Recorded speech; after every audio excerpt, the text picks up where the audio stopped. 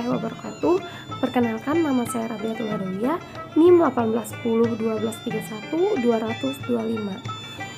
Saya di sini sebagai kelompok 10 ingin menjelaskan tentang intervensi, supervisi, bimbingan, dan konseling. Baik, saya akan menjelaskan pengertian supervisi. Supervisi adalah program yang berencana untuk memperbaiki belajar dan mengajar, dan usaha untuk menstimulus, mengkoordinasi, dan membimbing secara berkelanjutan pertumbuhan guru. Supervisi di sekolah merupakan bentuk kegiatan pengawasan atau pembimbingan yang diberikan kepada pihak terkait yang bertujuan untuk mengembangkan interaksi belajar dan mengajar. Yang kedua itu ada pengertian supervisi, bimbingan, dan konseling. Supervisi, bimbingan, dan konseling merupakan suatu relasi antara supervisor dan konselor, di mana supervisor atau konselor yang senior memberikan dukungan dan bantuan untuk meningkatkan mutu kinerja profesional supervisi pada satu prinsip yang mengakui setiap manusia itu mempunyai potensi untuk berkembang.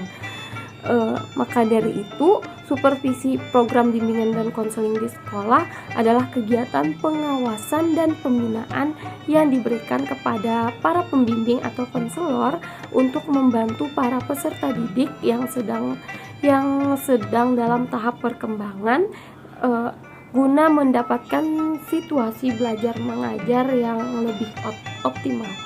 Selanjutnya akan dijelaskan oleh teman saya. Hai, perkenalkan nama saya Karela Lekesya dengan NIM 1810 123 120 14. Oke, jadi saya di sini ingin membahas apa saja yang menjadi tujuan dan peran dari supervisi, bimbingan, dan konseling. Nah, yang pertama, mereka di sini memfasilitasi perkembangan dari kompetensi terapi atau bagaimana cara mereka menterapi. Nah, ini terfokus pada bagaimana hubungan antara konselor dengan kliennya. Nah, yang kedua adalah memastikan klien itu mendapatkan layanan konseling yang memang sesuai dengan permasalahannya dan juga efektif. Yang ketiga, mereka di sini akan menjadi penengah jikalau antara konselor dan konsel itu memiliki sebuah konflik. Mereka akan membantu mencari penyelesaiannya.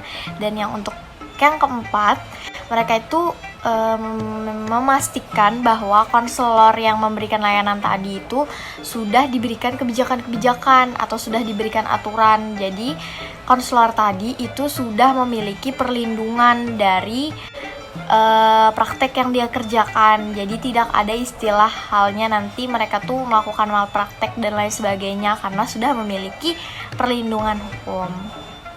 Dan yang kelima, di sini juga mereka memastikan konselor tadi itu walaupun mereka berpraktek secara pribadi, tapi mereka sudah memiliki izin dan teruji serta terevaluasi dengan baik. Selanjutnya, saya juga ingin menjelaskan apa saja yang menjadi fungsi dari supervisi, bimbingan, dan konseling. Nah, yang pertama, mereka di sini berfungsi mengkoordinasikan baik secara mereka perorangan atau membuat praktek sendiri, ataupun mereka bekerja di sekolah ataupun di lingkungan masyarakat. Nah, yang kedua, mereka menyediakan kepemimpinan, yaitu berupa arahan agar lebih terarah dan memiliki tujuan yang sama. Nah, yang ketiga, mereka juga memperluas atau mereka berbagi pengalaman kepada yang konselor-konselor muda mungkin dan yang lebih membutuhkan pengarahan. Yang keempat adalah mereka akan memberikan dorongan-dorongan atau masukan-masukan agar konselor tadi itu memiliki atau menambah keterampilannya, kekreatifannya dalam memberikan layanan. Nah, yang kelima itu menyediakan atau mempersiapkan segala perubahan situasi itu akan mereka kabarkan. Jadi semuanya bisa bersiap-siap. Dan yang keenam, mampu menganalisis situasi yang ada tadi dan memberikan perubahan-perubahan pada cara memberikan layanan bimbingan dan konselingnya. Nah, yang ketujuh, mereka juga menyumbangkan teori serta praktek-praktek terbaru. Jadi akan menyesuaikan dengan permasalahan yang memang dialami pada situasi tersebut. Dan yang kedelapan adalah mengintegrasikan tujuan dan daya dari masing-masing konselor. Dan untuk melakukan yang telah disebutkan di atas tadi, seorang supervisi bimbingan dan konseling itu harus memiliki beberapa kemampuan sebagai berikut. Yang pertama adalah kemampuan kepemimpinan, yang kedua adalah kemampuan dalam hubungan antar manusia, yang ketiga adalah kemampuan dalam berproses di dalam kelompok, yang keempat kemampuan dalam mengadministrasikan secara personal, yang kelima adalah kemampuan dalam evaluasi.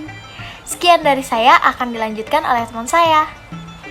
Assalamualaikum warahmatullahi wabarakatuh. Perkenalkan, nama saya Runa Karmila, NIM 1810-123-1200003. Di sini saya akan menjelaskan tentang modal supervisi bimbingan dan konseling dan teknik-teknik supervisi bimbingan dan konseling.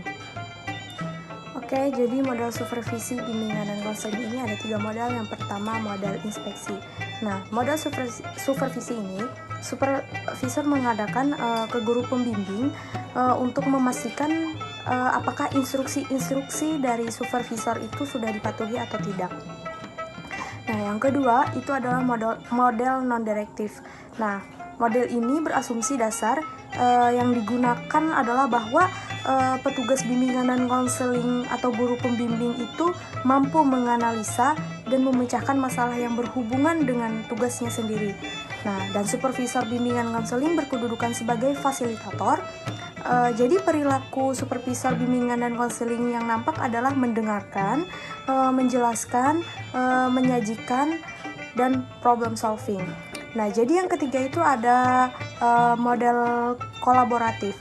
Jadi di mana perilaku supervisor itu yang pendekatannya demokratis, yaitu mendengarkan juga, menyampaikan, memecahkan masalah, dan negosiasi. Nah, dari hasil akhir kolaboratif ini diharapkan adanya kesepakatan bersama antara supervisor dan guru pembimbing dalam menciptakan struktur, proses, kriteria untuk perbaikan layanan bimbingan dan konseling. Nah, yang selanjutnya itu ada teknik-teknik supervisi bimbingan dan konseling. Nah, jadi teknik supervisi itu bisa dikelompokkan menjadi 2 kelompok. Yang pertama itu teknik supervisi individual dan teknik supervisi kelompok. Jadi supervisi individual itu adalah di mana pelaksanaan supervisi yang diberikan kepada konselor tertentu yang mempunyai masalah khusus dan bersifat perorangan. Nah, jadi supervisor di sini hanya berhadapan dengan seorang konselor saja yang dipandang memiliki persoalan tertentu. Nah, jadi yang kedua itu ada supervisi kelompok. Di mana satu cara melakukan supervisi yang ditujukan kepada 2 orang atau lebih konselor-konselor yang diduga sesuai dengan analisis kebutuhan. Jadi mereka itu memiliki masalah kebutuhan atau kelemahan-kelemahan yang sama. Nah, jadi mereka bisa dikelompokkan atau dikumpulkan menjadi satu atau bersama-sama. Nah, itu saja yang dapat saya sampaikan, akan dijelaskan oleh teman saya. Terima kasih. Assalamualaikum warahmatullahi wabarakatuh. Perkenalkan, nama saya Muhammad Rifa, NIM 18101232100022. Jadi di sini saya akan menjelaskan atau melanjutkan penjelasan dari kawan saya, yaitu tentang kriteria supervisi bimbingan dan konseling.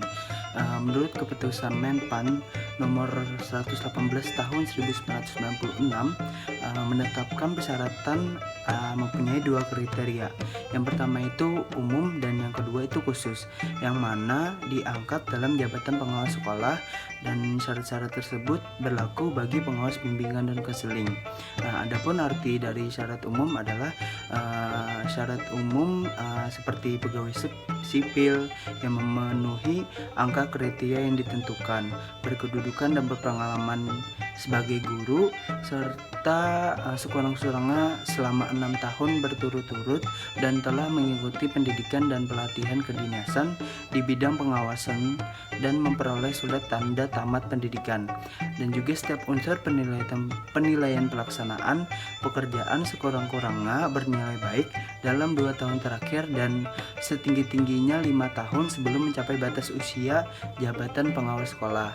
Yang kedua itu syarat khusus, yaitu yang mana pendidikan serendah-rendahnya sarjana atau yang sederajat, berkedudukan serendah-rendahnya seperti guru, dan juga memiliki spesialisasi atau jurusan program bimbingan dan konseling atau bimbingan dan penyuluhan. Selanjutnya saya akan menjelaskan proses dari penyelenggaraan supervisi bimbingan dan konseling, yang mana diartikan dalam sini penyelenggara supervisi bimbingan dan konseling yang efektif bukan merupakan hal yang sederhana, karena proses supervisi itu rumit, melibatkan berbagai unsur internal superior, konselor, beserta faktor-faktor lingkungannya.